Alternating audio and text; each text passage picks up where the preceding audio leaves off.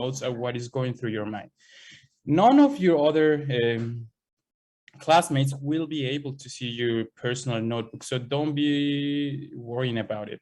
You will have your notebook, and that is going to be only shared with me. So let me know if you have trouble using this, but I think you probably won't. If you have the desktop application, which I do, you can sync this. So you use the application of OneNote, which I think is pretty cool. And I think the interface is pretty visually appealing. And also it works better in terms of how quickly it responds. Okay, so that being said, today I'm going to be working in the collaborative or collaboration space for you to have the notes I'll be doing. So we're going to be doing this in OneNote. Okay, questions on, I don't know, OneNote, the case before we tear up apart this case? Okay, so we're good to go. Where is the OneNote? I could not find it. So go to Microsoft Teams and visit our channel, and you'll find here, I don't know, this is the professor's view, but I think it's pretty similar to yours. So go to class notebook and you'll find there the different notebooks that are available. I don't think you'll find your name, but it might be something like this. If you ready to, I arrive a few minutes later. Okay, so attendance is being taken, but answering the poll, which I'm gonna see right now how many people have answered that already. Okay, so 2 people missing. Is the 9th circle of Dante's Inferno cold or hot? What do you think? Have you read it? Have you at least played it? I think there's a video game called like that, Dante's Inferno. So 1 more missing. I'm going to tell you what's the correct answer once everyone has already answered the question, because I'm missing 1. Okay, that one that didn't get the time to answer, please write your name there in the chat so I can take attendance on you. So yes, most of you got it right. It is called, actually. This is a novel by, how is it called, the author? Dante Alighieri. It's an Italian author. So this is pretty popular. If you haven't read it, it's kind of hard to read it. But I think there are some versions that are more easy to read, but this has been a popular novel that actually, if you play video games, there's a video game called Dante's Inferno, which is based in that novel. And I think some movies are based on this novel. So if you haven't read it, I encourage you to do so. It's actually like a video game where the author, it's also the star, the main character. Okay, so let's go back to what the war case. And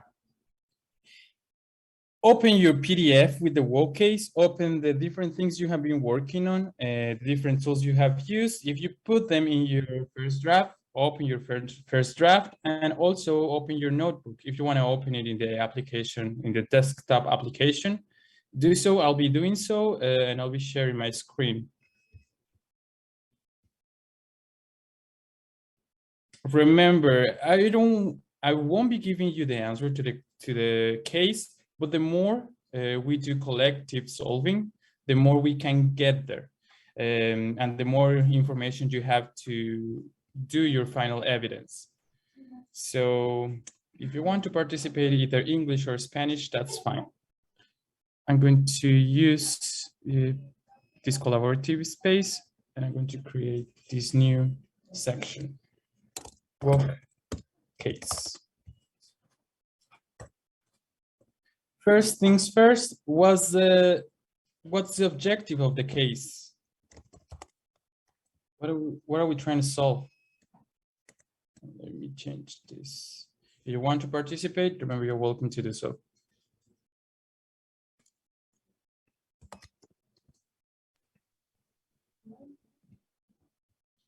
Idea? Remember, yes, Wendy? ¿cuál sería la mejor manera de expandirse? Si deberían dejar de ser, hacer sus procesos todos sustentables o deberían Yes, comenzar a... that's it, Wendy. That's the objective of the case. And I'm going to change a little bit your words. I'm going to tell which strategy or expansion strategy should we follow as WOC. So which expansion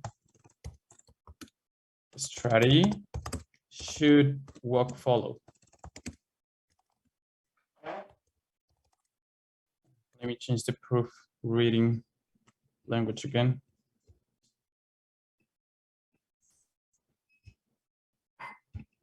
Let me see that H here. Which strategy should WOC follow? No, which expansion strategy? Okay, that's the objective of the case.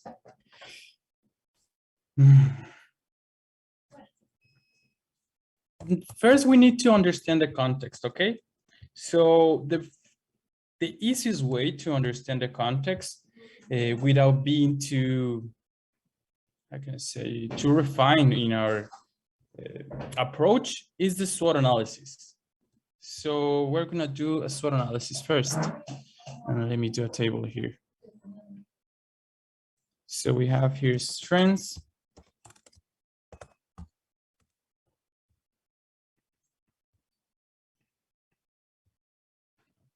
Let me do the proofreading again.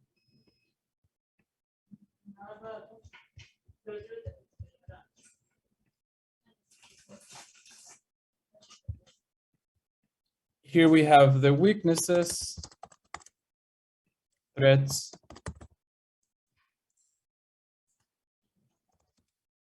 and opportunities.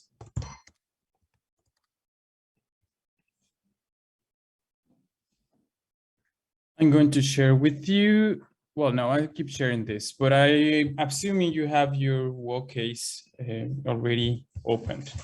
So let's talk about the history of WOC. They started in 1998. They started as a small restaurant chain. The chef Benjamin learned about Thai food, about Japanese food, and was, I think, in London. And then he came back to Bogota, where I think he was born from, and started to get the ingredients from where. What was the first approach of getting the ingredients for the different dishes that were offered in the restaurant?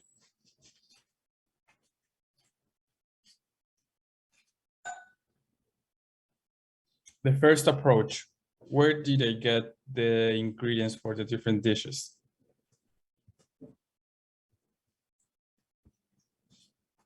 It was Benjamin, right? Benjamin started to harvest the different species he needed, spices or he needed, and afterwards he realized that it wasn't sustainable if he did that because he needed a lot of different ingredients. So he started to gather with some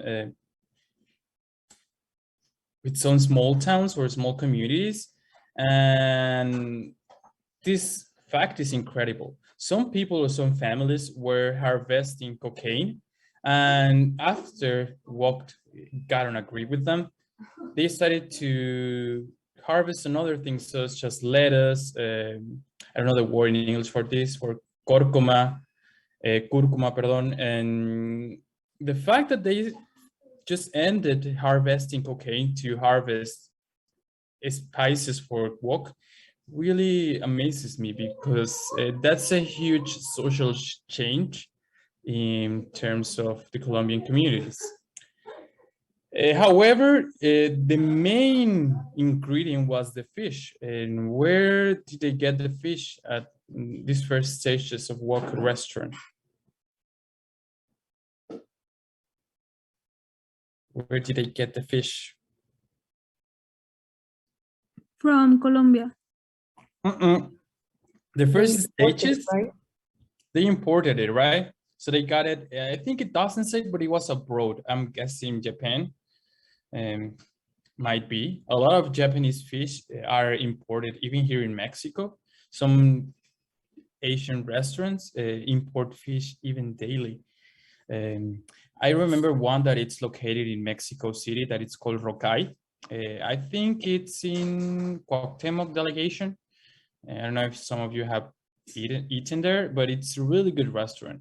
They have this menu that you pay for about 7 or 8 stages of dishes, and they got the fish every day from Japan.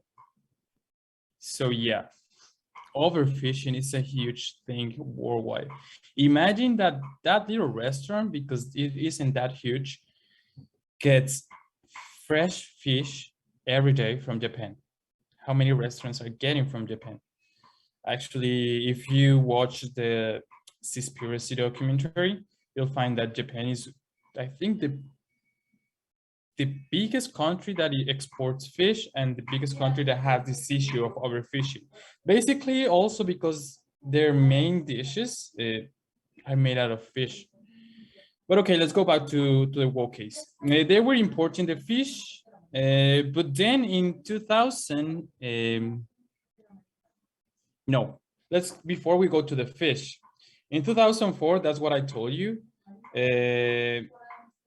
They were getting the spices or different ingredients for almost 50% from the different communities they had an agreement on, and the 67% were produced locally and 37% was imported. In 2011, that's where it started to gather fishermen to start doing the fish locally. Before they get to do this, what were the challenges that they were facing when doing this kind of a strategy in terms of the fish supply?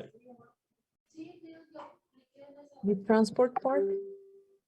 Yeah, the transportation was one of the challenges, because you need to get the fresh fish.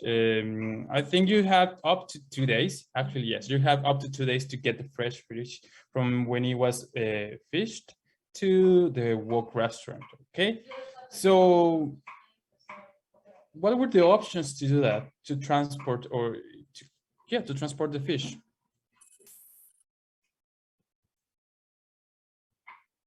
What were the possible solutions?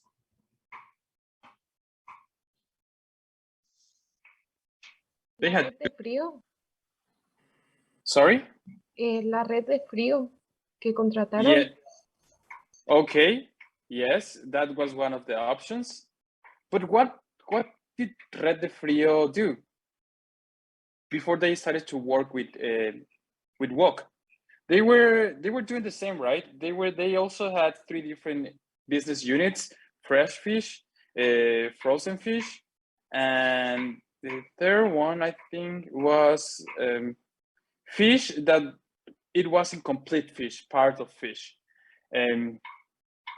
And they got to work with wok, and they had 2 options, right, to transport the fish. They can be either by sea or by plane. What did they do?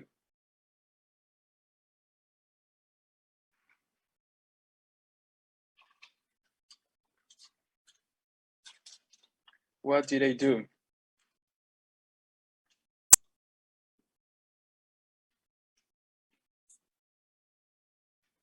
If you don't have the answer, go through the wok case.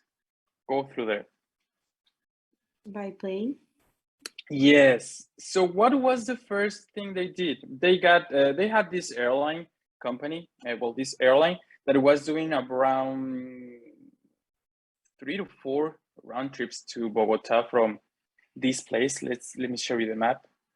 They were getting fish from here, Bahía de Solano, and they had to take this fish to Bogota. Okay, so there was some water. Yeah, you can get it by water to Bogota. It doesn't show here the water that could carry the fish, but they can also do it by plane, and they do it in about 24 hours. So they were in that range of 2 days for the fish not to get broken. Okay, so they did that, but what was the problem with this first airline? And let me get you the name of the airline. There was a problem with this first airline. Here it is. Yeah, 24-hour trip. It was done. I know it was by sea, that 34-hour trip. But then you can get a little airplanes, and they started to work with whom? With Arcas. It says the flight arrived at 11 p.m. to Bogota airport, and they started to work with the fish for the next working day. But what was the problem with that airline? That the fish el pescado comenzó a dañar el avión. Yeah, that's right, because they didn't have the right package, right? So they only had one plane, and it got damaged. Fortunately, there was another option, and this airline was Satena. But what was the challenge with Satena?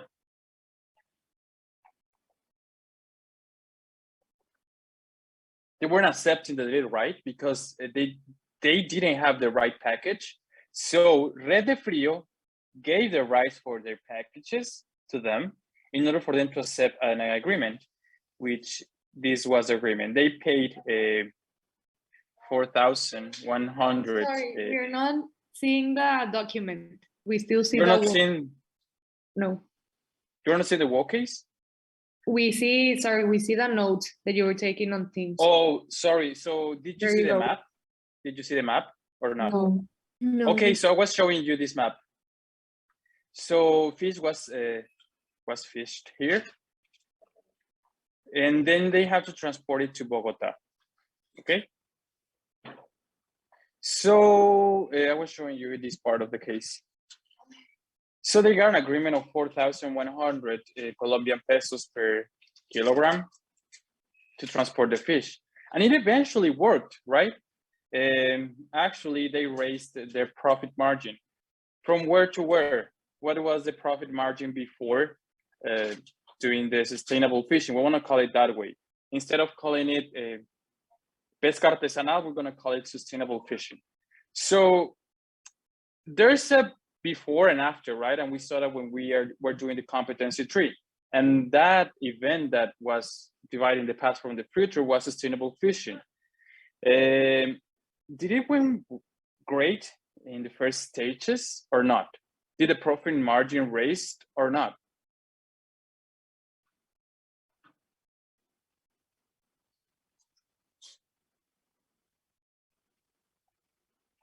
Did the profit margin raised or not? What do you think? Yes. Yes, it actually went from 58% to 62%, which is a lot. And if you go through the different appendixes, let me show you. Here,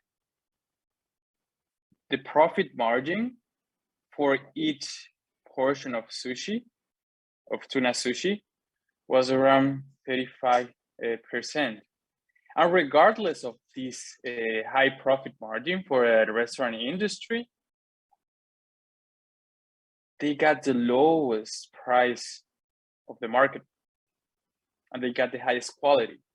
How did they ensure the high quality if they weren't importing it? They weren't importing the fish, so you will probably say the quality wasn't that good if you produce it locally. And that's something that the customers were saying about, we're talking about. But they got the highest quality and the lowest price. How did they do that? What was the thing that allowed them to do this? Creo que en la parte de arriba decía algo así como que el traer el pescado completo les ayudaba porque, o sea, ellos una vez que llegaban a la planta de wok, ellos lo convertían en filetes, pero como que decían de que un cierto porcentaje del peso pues era desperdicio. Entonces, que a pesar del sobrecosto y todo eso, ellos reconocían ventajas porque ellos aseguraban de que estuviera bien, en calidad, frescura y o sea, como que ven que está fresco todo el tiempo porque revisan no sé, decían algo así como en el ojo del pez, puedes ver si está fresco o algo así. Yeah, if it was shiny. Yeah, I mean, that's the main objective of work to have a good quality fish. But let's go back a little bit before that part of the case. So the first stages of the sustainable fishing weren't going that well, right? What was happening? It wasn't that good in the beginning. What was happening when they started doing this? It worked with other ingredients. When they changed to fish, to do sustainable fish, it wasn't working as well as the other ingredients. Why? Por los clientes, que cuando cambiaron el menú y explicaron que no podían tener todos los tipos de platillos al mismo tiempo porque ya estaban entre temporadas de pesca. Yeah, that's one part of it, but it was later on the first stages of this strategy. The problem here with the first stations rely on the small communities or fishermen. Were they complying in time? Were they complying in quality or not? No. No, right? No. Yes, Camila, let us know what In was the happening. case mentions that they were delivering, en el acuerdo que ellos habían hecho, no estaban dando en tiempo y también tampoco no daban la cantidad de pescado que el restaurante necesitaba, que habían acordado. Yeah, so it wasn't working that right in the first stages of this strategy.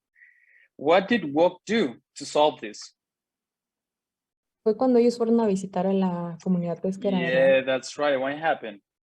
Ellos comprendieron como que el estar con ellos y crear una relación, un vínculo y ver que, o sea, como que convencerlos que a ellos realmente les importaba el obtener un buen pescado y todo eso, porque era como su pasión realmente dar un buen servicio y calidad en su restaurante y que ellos eran parte de eso, como que los inspiró a querer hacer las cosas bien y a partir de eso, como que la comunidad pesquera de pescadores empezó a proveer bien y llevar todo en tiempo y forma. That's right. You say right. Who talked? I don't know why your name doesn't appear here. It should when you talk, but it doesn't. Who was the participation? Wendy, profe. Wendy. Thank you, Wendy. Okay. So yeah, that's exactly what happened. If you have had, which I think an HR, human resources class or course, you have probably learned so far that if the employee learns how the things he does or she does impact a greater objective or organizational objective, they much pretty likely to do their work in a more proficient way because they know how the work they do impacts the whole company organization. It happens the same here. Once they understood that the contribution in terms of fish had a great impact on the different dishes that WOC was delivering to their customers, everything changed. And that was a breaking point for from both WOC and the different suppliers, the small suppliers they had. They started to deliver more fish and fish in time. So the supply chain was working smoothly or not? Did they just solve the problem or what was left in that problem? We solved the transportation with Red de Frío. We solved the quality and the arrival time and in terms of quantity and quality of the fish. Was that all solved? No, right? There was one part that you already mentioned. I don't know who mentioned it. The customers. What happened with the customers? Can you repeat that? Whoever participated or someone who was to participate? What was going on with the customers? Otra vez Wendy, profe. Yes, that's fine. Estaban acostumbrados a tener las diferentes opciones de platillos en el menú todo el tiempo, no todo el año.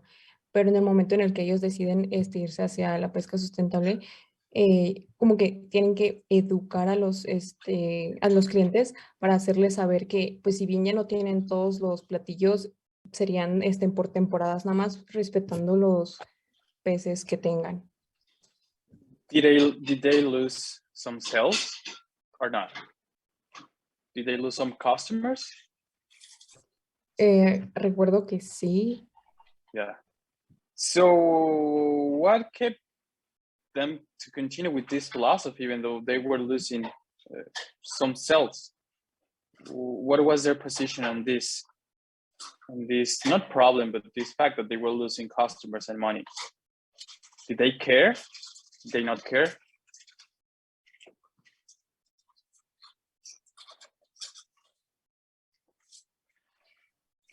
No, o sea, en cierto sentido no les importó porque el Benjamín, el dueño, seguía con su mentalidad de seguir con productos de pesca artesanal y como que ya era parte de la identidad de la empresa.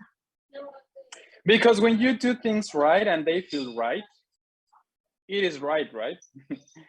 So I was watching this documentary yesterday evening. I think it's called 50 Kids, something like that. It talks about a couple from Philadelphia in the times of World War II, also the Holocaust. And this American couple from Philadelphia wanted to rescue 50 kids from the Nazi Germany. They had a lot of frictions in terms of business and government, government help, and even what they were doing was kind of crazy for everyone. They were asking, but this phrase that they mentioned in this documentary, when you feel like the things you're doing are right, no matter what you think might be a pitfall, in the end it's going to be right. And that is their premise, right? That's why Benjamin is trying to think, should we expand in another way, different than how we work right now or not? So let's think, okay, so we have a sense of the internal analysis. What are the weaknesses and strengths of what we talk? And I did this in OneNote, which I'm going to share with you right now. I did these strengths and weaknesses for you because we are not focusing on that in this term. But I'm going to be doing this for you next week, but I'll be sharing you this.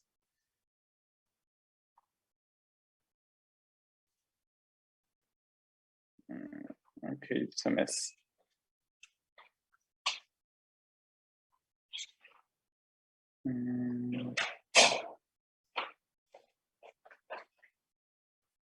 Okay, I'm going to copy the table and I'm going to just leave the internal analysis.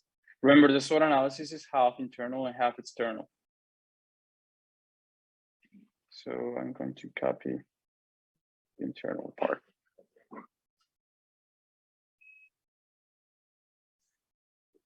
Okay, here you have. Let me add.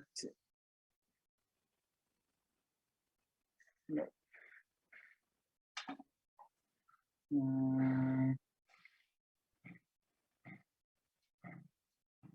And we are going to go through them so you can see what I got. Weaknesses, strengths. This is just internal analysis.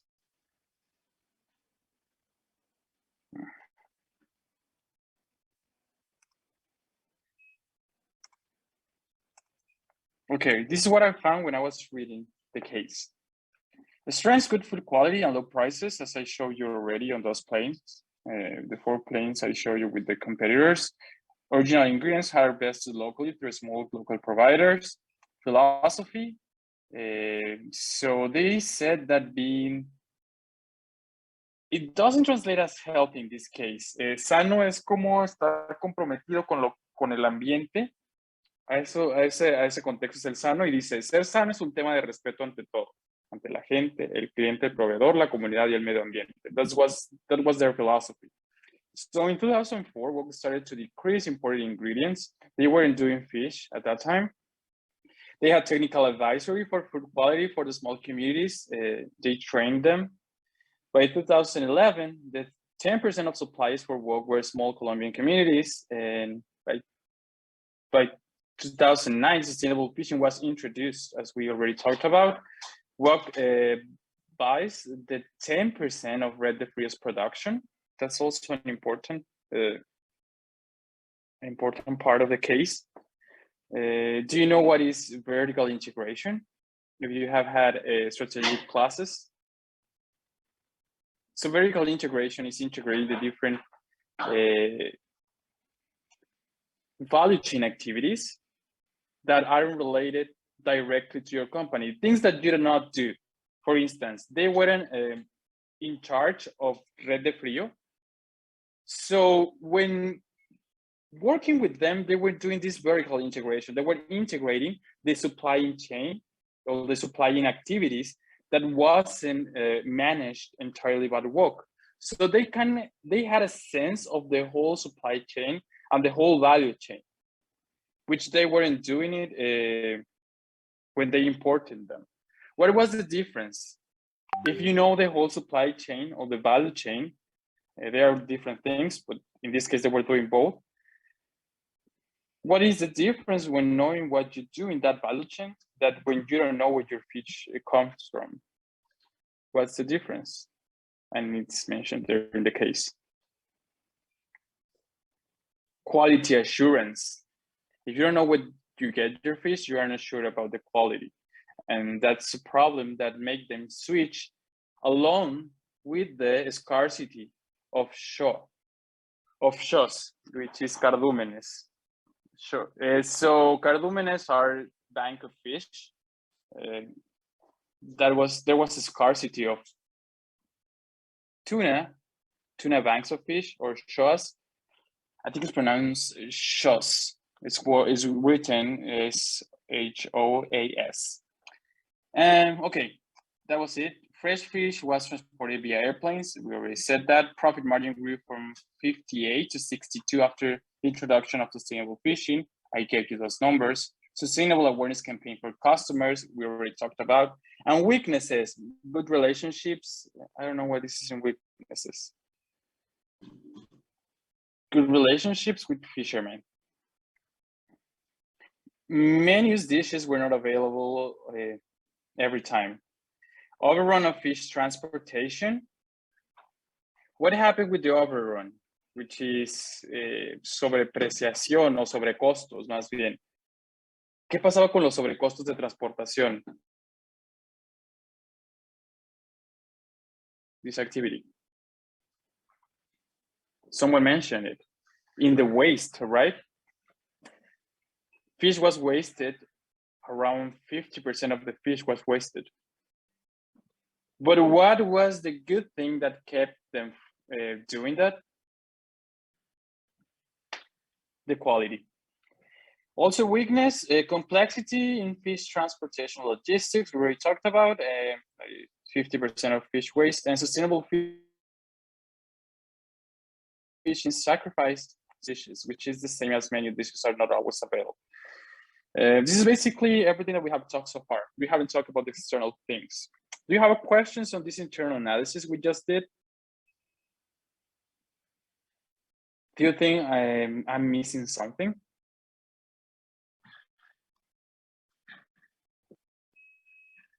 From the sort of analysis you have already made, was there something different? Did you have these facts? I had less. Okay. Yes, me too. So there you go. I already gave you this. Thank you. You will have it, I think, if you access, let's try it. If you access to the collaborative section, this should be here. Actually, I don't want you to edit this. So I'm going to move this here in the content library. So go to content library. I don't know what's your student's view, but it should look something like this, and you'll have it there, okay? Okay, so let's go to the external analysis, which is threats and opportunities. What was the scenario in the external environment in this industry in Colombia? Who were the two competitors of Wok? They have 4 actually. And this is interesting and tricky. So we have the industry of restaurants, but we have different sub-industries, let's say. In which sub-industries was Wok competing? They were competing in 2. Which were them? The first one is Asian food, right? Or Oriental food. But the other one?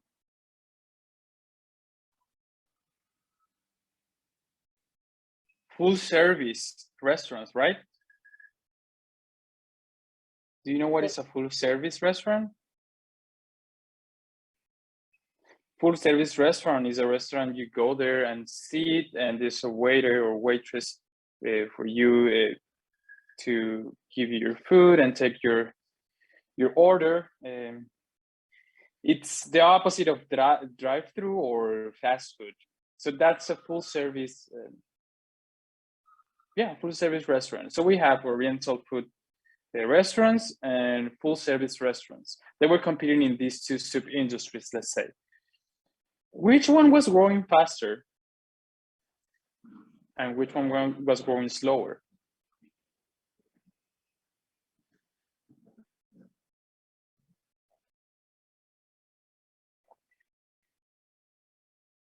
Here you go, guys.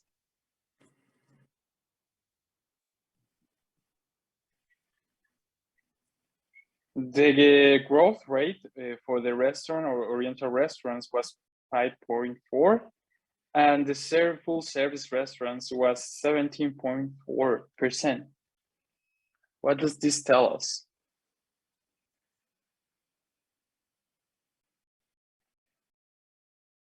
They were, yes, Wendy. Yes, Wendy, Oh, tell us. perdón. No, Pues Wendy. restaurantes de servicio completo están creciendo mucho más que los de los orientales. Perdón, una pregunta, profe. ¿Qué hace que un restaurante sea de servicio completo? Porque si bien Wok es un restaurante que tal vez podría ser pues de servicio completo, porque como dice usted, no es fast food. Entonces es un lugar donde llegas, te sientas y pues tomas tu tiempo y todo eso.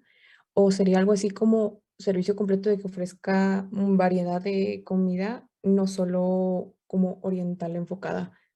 No, that's not the definition of full service restaurant. Remember, the word service is the one that gives the concept of these restaurants. They give you a full service. They give you the food, they give you the water. That's the thing that is different. If you go to fast food, you usually don't have a waiter or waitress, right? If you go to the drive-through, you don't have a waiter or waitress. I think that's the characteristic part of the full service restaurants. That you have the service of them taking your order, giving you the check, and give you the food. So some Oriental restaurants were full service and some of them were not. Wok was a full service restaurant. And this sub-industry was growing really, really fast. This might give you a sense of where this industry is going and what Wok could possibly do. Let's say, in a crazy idea, let's expand, but let's don't do Oriental restaurants. Let's do another kind of food. As long as we do full service, we are competing in this sub-industry that is growing faster than the Oriental restaurants. That might be like an idea, right? That what could possibly do. Can be crazy because they don't know how to do another kind of food, but that might be one decision or a strategy when looking at these numbers. However, we need more context. This is just these are the first 2 indexes or indicators we are seeing in this external analysis, but there's so much going on. But yeah, Wendy, that's the definition of full service restaurant. Thank you.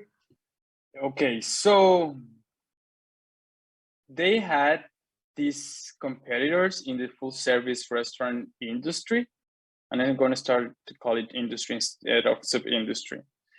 Crepes and Waffles, Andres Carnes de Res, and Arquis Pizza. And they had these two competitors in the industry of Oriental food, teriyaki and osaki. However, they were far from them in terms of quality and prices. And actually, there's this number that it really shocked me. Before they started to produce the fish sustainably, the price of the fish was really high, and I think I got the number here. If you find it first, please let me know. Oh, here it is. So the imported fish costed around, well, it costed 100,000 Colombian pesos after they started to do their own fish. This is for tuna. 22,000. See, that's a lot, and that just translates in profit margin. But that's from internal analysis. Let's continue with external analysis. So, did you read in the case scale industries, industrias de escala? Did you read it? Did you read it? Sorry. Somewhere in the case.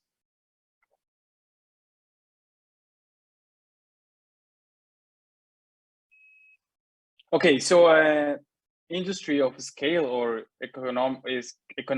scale economy tells us that the more you produce, the less it will cost for you. That's it.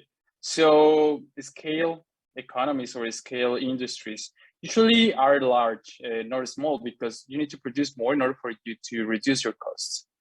And this industry was kind of getting into their economy scale. The more you produce, the less it's going to cost for you.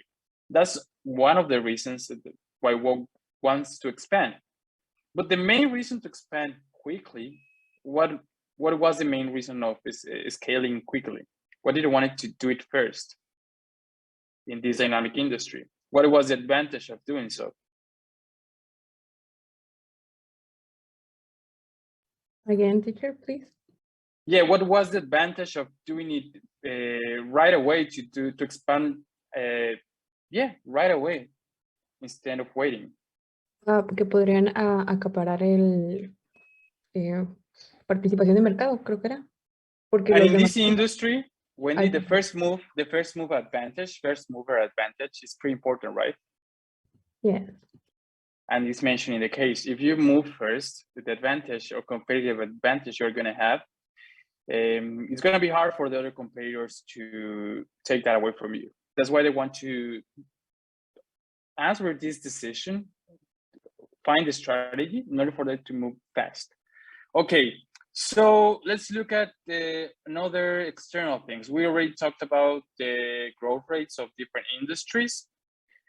What else can we analyze externally in this environment? What else have you analyzed so far? We already talked about the competitors. We talked about the show scarcity as well. That's external threat. Competitors were expanding as well, right? They were having plans of expansion and growth. That's another threat. What can be an opportunity or threat? We talked about Red de Frío. That's an opportunity. That's external from us because they were working with Apples before we got to an agreement with them. So that's Mar Viva, Red de Frío, even the Agriculture Ministry. Those operations, those operations are also in the external environment. What else?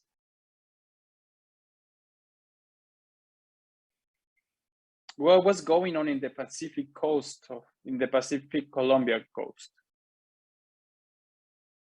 That they actually invited a chef from Japan to go there to see what?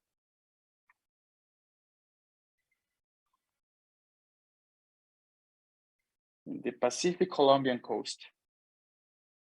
They got a chef from Japan. No fue Yes. para checar la calidad de los peces disponibles ahí en Colombia. And what did he say? Si no me equivoco, dijo que la calidad estaba muy buena y que que esos eran buenos, o sea, que no tenían que ser exportados a otro lado y que los de Colombia estaban perfectos para wok. Yeah, they don't have to be imported. So that's another thing in the outside, in the external environment, that is an opportunity, right? If we have good quality in the Colombian coast, then we can take that opportunity. That's another thing in the outside, okay? What else? Are we missing something?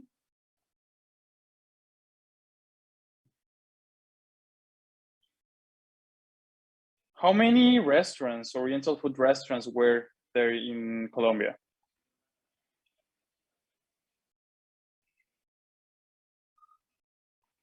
They can be categorized as a threat. 873, right? And how many restaurants did WOC have at that time? If you go here, 1, 2, 3, 4, 5, 6, 7, 8, 9, 10. Okay. Even though the other restaurants were in the direct competitors, such as Osaki or Teriyaki, that's a latent threat, right? There are a lot of restaurants. So the more competitors are in a certain industry, the more competitivity, level of competitivity or rivalry is achieved. And did you read about a strategic group? Did you read that concept within the case, a strategic group? I think it's in the first page. Why did WOC consider these two their main competitors?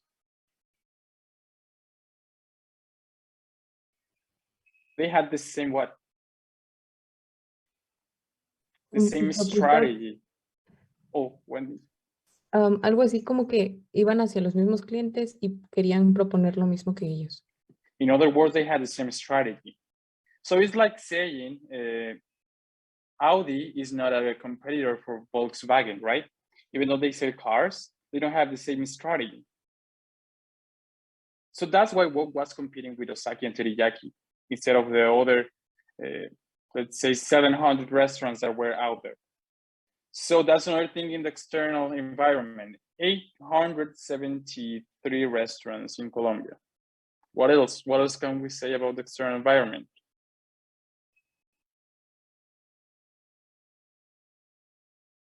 Were communities educated? I mean, they were trying to expand. And they had a context on where to expand, right? I think that's in the last 2 or 3 pages of the case. There was one community in particular that they were looking after to the expansion. Which community was it? Guapi. Guapi, right? With 50 fishermen. Can you tell me more about Guapi? What was happening there? Eran una comunidad pequeña, pero no estaban, se podría decir que organizados. They weren't educated in terms of sustainable fishing. Okay, so that's something in the outside that can be taken as a threat or as an opportunity.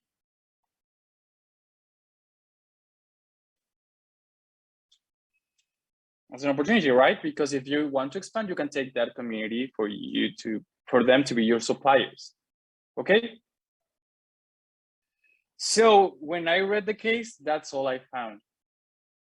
That's basically all I found in terms of external analysis. There was more about internal analysis, but that's all I got for external, which I'm going to be sharing with you as well in our notebook. I hope you're taking notes as well. So I'm going to show you the one note. There you go.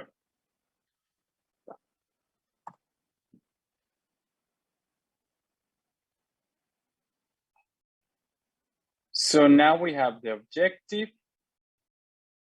I need here. Wait, let me copy it again.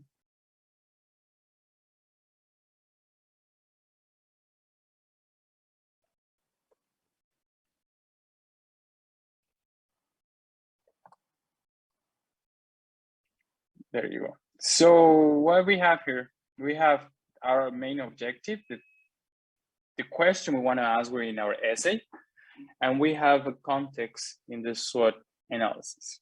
So we have a starting point. And I'm going to leave it here for us to have a break, a 10-minute break, and then we come back and then we start to do our strategy to solve the case, which I really like. We're going to do problem solving with scientific thinking. So let's come back at 8:15. Thank you. Thank you.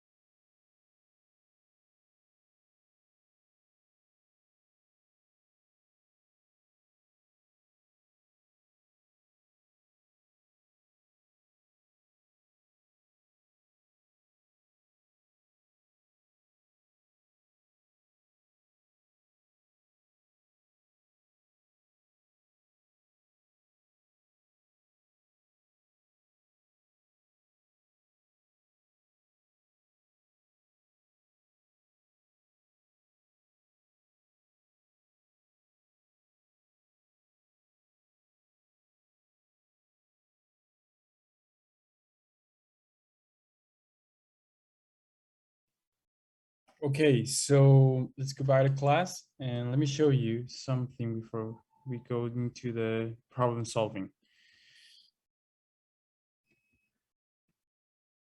So what you have to deliver for your individual evidence is essay answering this question: which expansion strategy should follow? However, I think I briefly showed you what was the structure of an problem solving essay, but I'm going to write it here, okay? So let's say problem solving essay.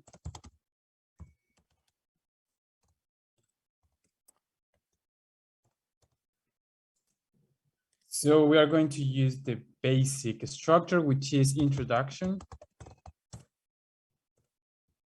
body, and conclusion.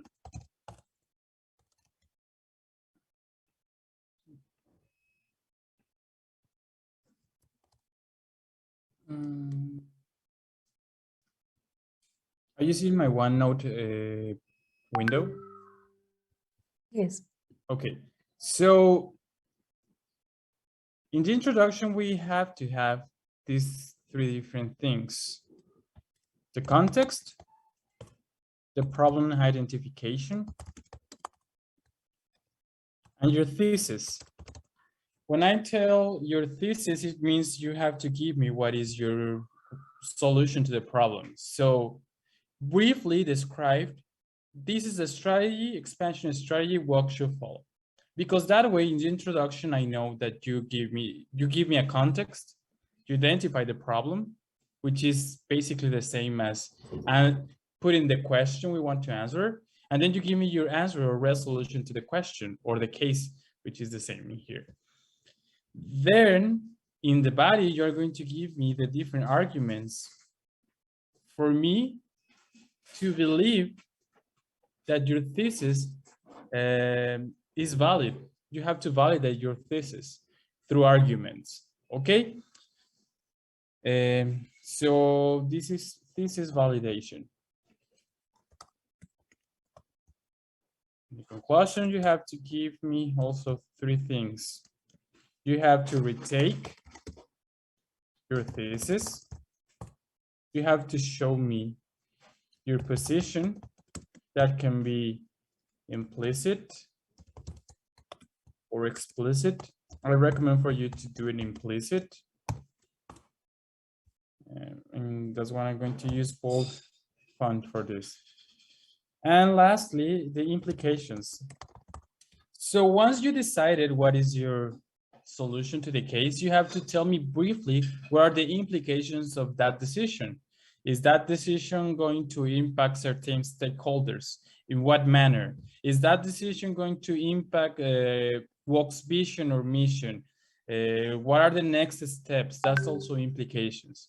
That's an important part, because let's think about you are a consultant that are being hired to take this decision. So you have to tell your client what is your solution to the case, the problem you found, and the solution to that problem. And then you have to tell them what are the implications or next steps. Briefly, you don't have to go too deep in it, but you have to give your client a sense or a sense of what is going to come next for him or her to take a decision. If they want to hire you to solve these implications, or they want to hire another one. So this is the structure of the essay I'm expecting you to deliver. So far we have learned the tools that can be in the appendix.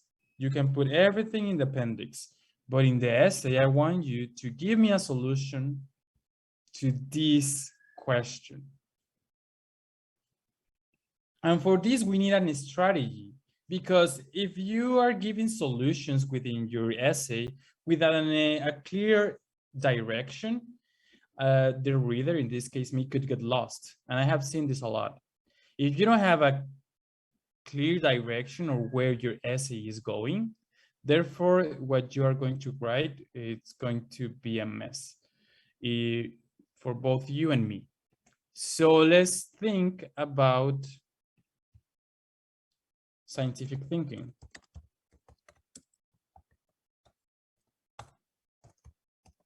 I have a question with the, we have to Structure? include all of the resolutions, like the SWOT analysis, the structural analysis, the macro, and all of the things that are listed in the instructions.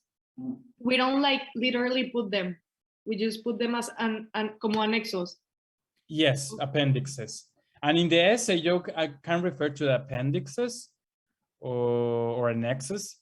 Pero Yeah, no you los have to refer incluimos. them. Yes, you have to refer to them. So as we can see in Annex 2 or Appendix 2, it might be, I don't know, the competency tree. And that can be useful to your argument. So we have so far tools in order for us to use them for our resolution to the case. Ah, okay. Thank you. So if we have the Peter Schwartz narratives, you could say, based on Annex or Appendix 3, which is the Peter Schwartz narratives, the three scenarios we could see in these three different quadrants are favorable, son favorables, are good for the decision you are showing. So that's an argument. You are using that tool or that analysis to give an argument to the reader in order for him to believe in your resolution.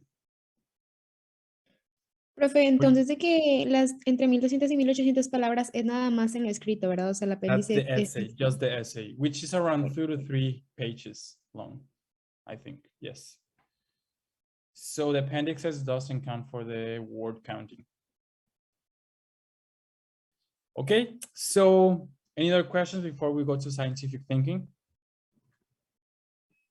Do we need to reference like everything we have done to the resolution, or we can use like the structural analysis and like only a few? I'm not getting your question. Do we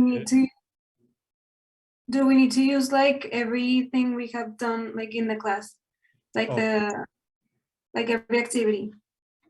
That's up to you, but I want to see all of them in the appendixes. Okay.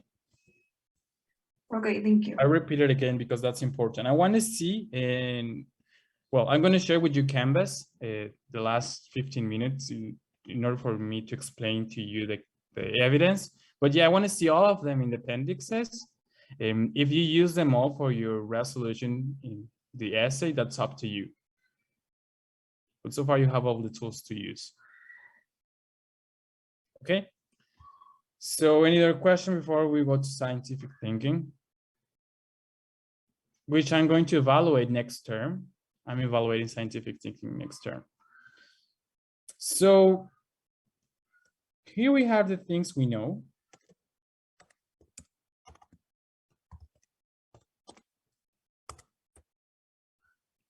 Here we have the things we want to know.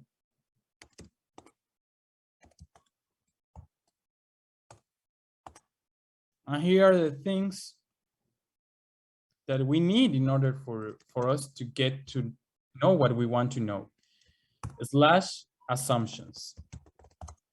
Sometimes we don't have all the facts or all the information we need, so educated assumptions are encouraged.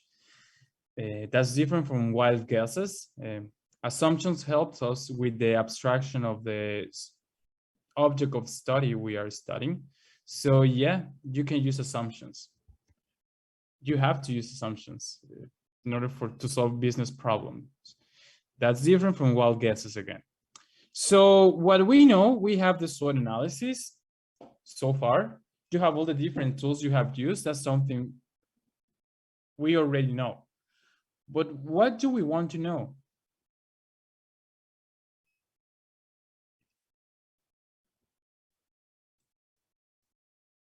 What's the strategy we have to follow for the expansion, right? So we are only missing the middle part. What we need to reach that solution and the assumptions we could make in that solution. So you have to organize your thinking, and that's something I want you to do now in your notebook. Analyze your strategy. I'm going to write here. And that's up to you to use. You have all the tools to use. already. So what's the strategy you're gonna follow to go to where you want to go with the things you have? Let me give you an example. Have you heard about McKinsey and Company, Bain and Company, and Boston Consulting Group? Nope. Okay. Yes, Mackenzie. Yeah, McKinsey. Those are the big three in terms of management consulting. They pay really, really good for entry levels, and they give you a lot of rewards, such as they can pay you your MBA in a, let me put my AirPods, in an Ivy. As you might already guess, it's kind of hard. And they usually have a three-stage process of recruitment. The first one is an exam, mathematical thinking exam, and also business strategy exam. And the last two stages are case solving interviews. And you get to solve a case in front of two people, and you have to solve it there. But you have some frameworks to solve a problem. For instance, if I tell you I'm trying to solve a profitability case, which are the two components of profitability?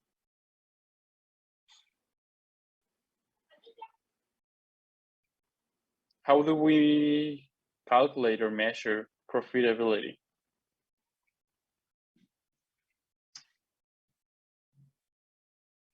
It's your revenues minus your costs, right?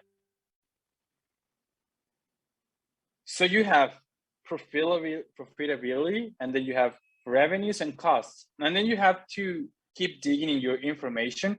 Is it a cost problem? Is it a revenue problem? And then you list the revenue streams, and you list the different variable and fixed costs, and then you start solving the problem. But you have this framework, which is a profitability framework, revenues minus costs. You have to do something similar here for your strategy. So you have to reach a solution, and then you have to have a strategy to go there. One strategy could be, I'm going to analyze the inside, I'm going to analyze the outside, the SWOT analysis, and then I have a context. Then I'm going to use the competency tree in order for me to have a greater context in the past, present, and future. So this SWOT analysis is organizing time. Then once I have the whole context understood, I'm going to use the Peer-Schwartz analysis in order for me to have qualitative scenarios in order for me to take a decision. After I have a qualitative analysis, I'm going to use quantitative analysis. Which tool do we have to use for a quantitative analysis? The cross-impact, right? Or cross-impact matrix. Once I have qualitative and quantitative, I can make a decision. That might be one strategy. Another strategy could be, I don't know, I'm gonna use my SWOT analysis, my competency tree, then I'm going to use probabilistic cross-impact matrix.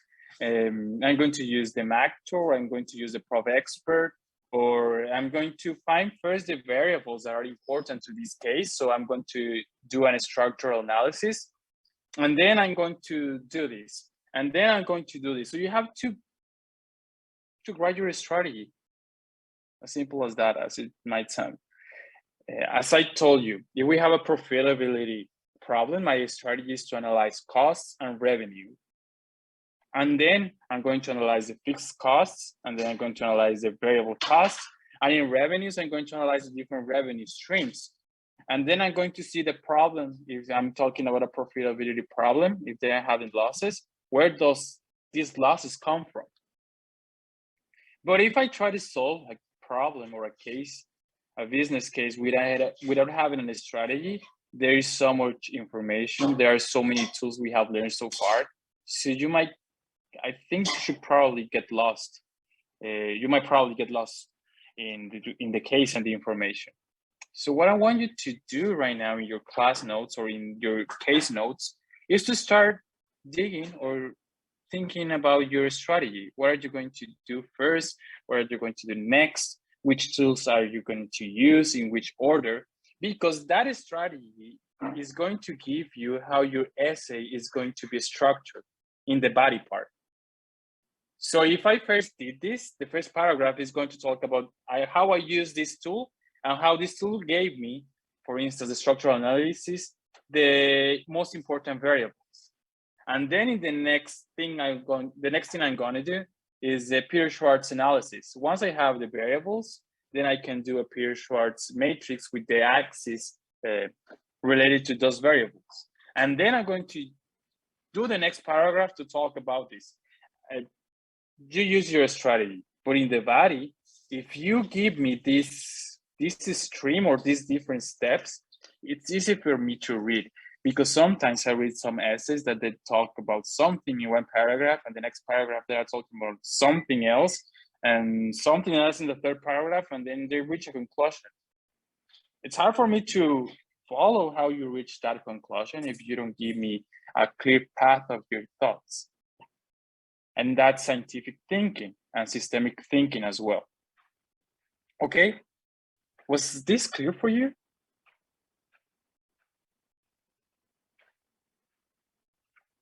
Or not? Did you get what I'm trying to say here?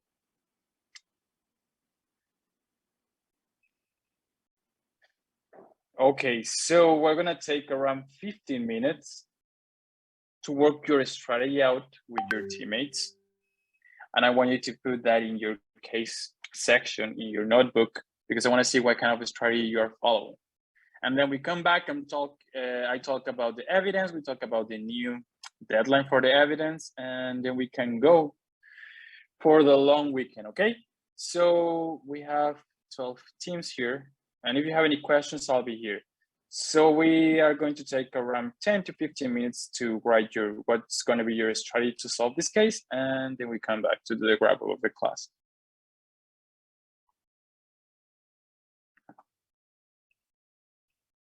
If you write your team number before your nickname, I'll be glad to assign you for you.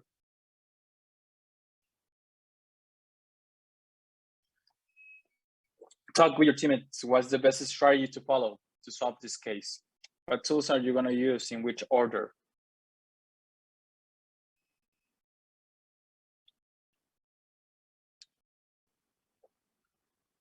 And I want to see them in your notebook.